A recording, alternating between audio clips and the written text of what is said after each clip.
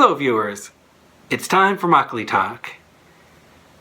Today I'm going to talk about 5 dimensions of makgeolli recipes.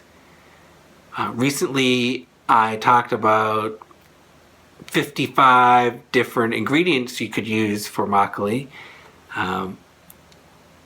But even just restricting yourself to the most basic ingredients, water, rice, and arug, and keeping those unchanged, there are so many different choices for makgeolli recipes. So I've tried to categorize this in 5 different dimensions, and hopefully this inspires you to try some different kinds of recipes, experiment a bit, see what you come up with. So the first dimension of a makgeolli recipe is the ratio of rice to water. That has a big effect on the taste and how the fermentation progresses.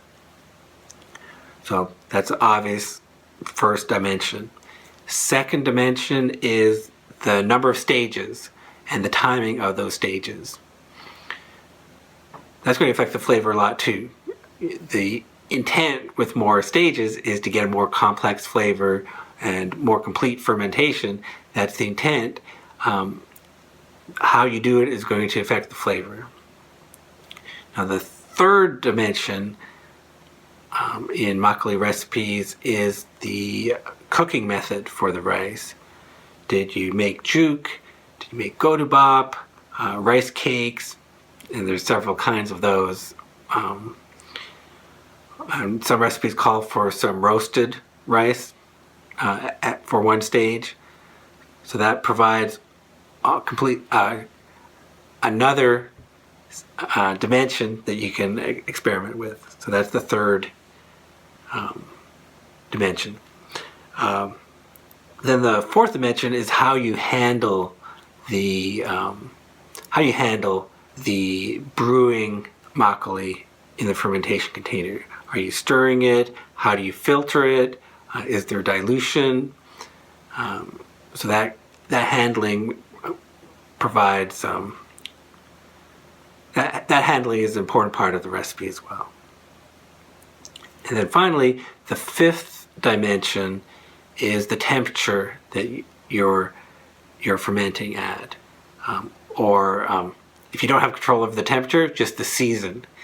A lot of traditional makgeolli recipes, they're completely different in the summer versus the winter. Obviously, the winter recipe is going to take a lot more time to complete, and the end result is going to be different.